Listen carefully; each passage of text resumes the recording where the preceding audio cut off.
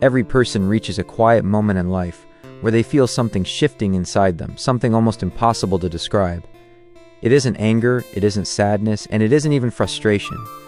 It's a whisper that says, "You can't keep living at half your potential." This whisper doesn't shout. It doesn't beg. It simply waits. And the truth is, most people try to ignore it because the whisper demands change, and change is uncomfortable. Your brain is wired to protect you from that discomfort. It loves routines, even painful ones, because routines are predictable. Predictability means safety.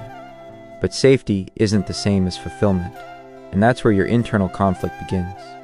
You want more, but your biology fights you. Understanding that battle is the first step toward rewriting your life. Human psychology shows that people don't fail because they lack motivation. They fail because they don't understand how motivation actually works. Motivation is not a fire that burns every day. It's a spark that appears only when you move. Action creates motivation, not the other way around. When you sit and wait to feel ready, your brain strengthens the habit of hesitation. But the moment you begin, even with the smallest action, your brain releases chemicals like dopamine that tell your nervous system, "This feels good. Let's keep going." People think they need confidence to start, but confidence is built after starting. Every tiny action becomes a proof that you're capable. This is why scientists say progress depends more on systems and less on willpower. Willpower is unstable. Systems are reliable. You also need to understand that your fear of failure is not foolishness, it's evolution.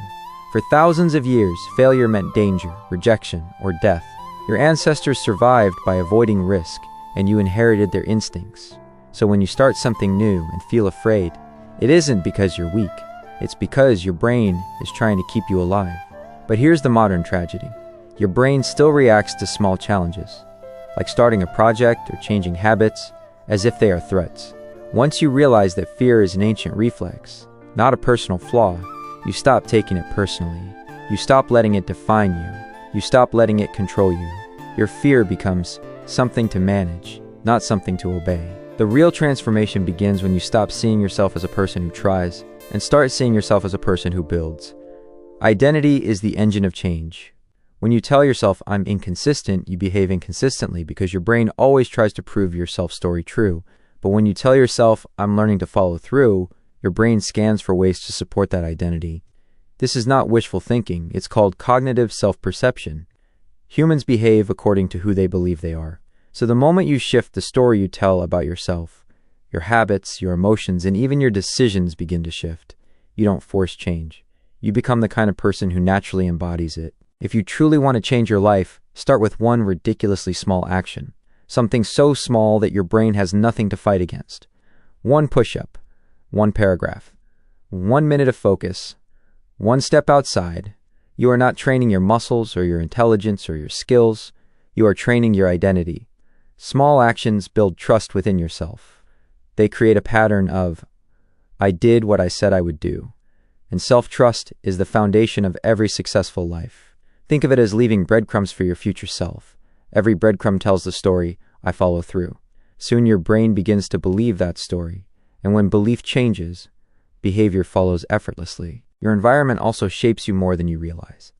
People think discipline is something you must force from within. But psychology shows that environment influences behavior more powerfully than motivation. If your room is cluttered, your mind becomes scattered. If your phone is filled with distractions, your focus becomes fragmented. If your friends are directionless, your ambition becomes diluted. Surroundings are silent teachers. They guide you without speaking.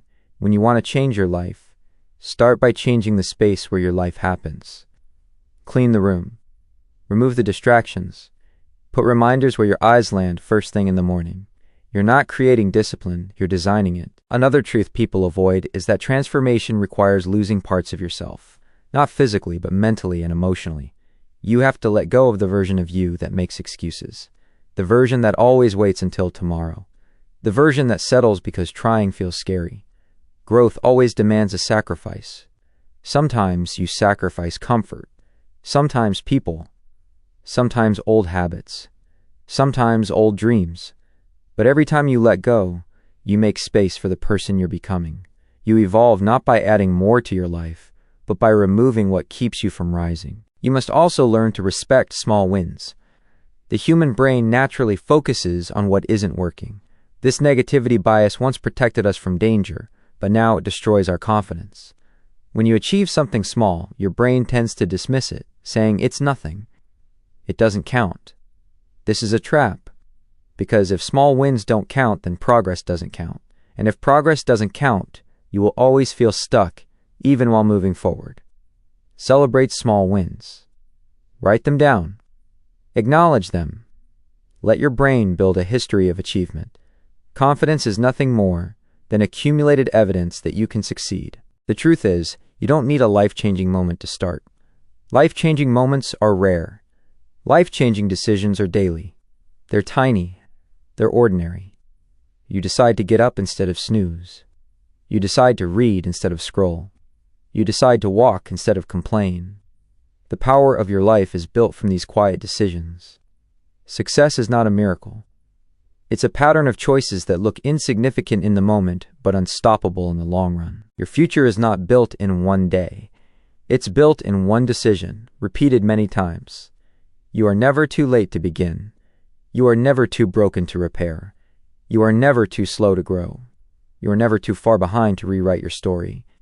You can begin today, right now, with the smallest action imaginable, and that small action might be the one that changes everything.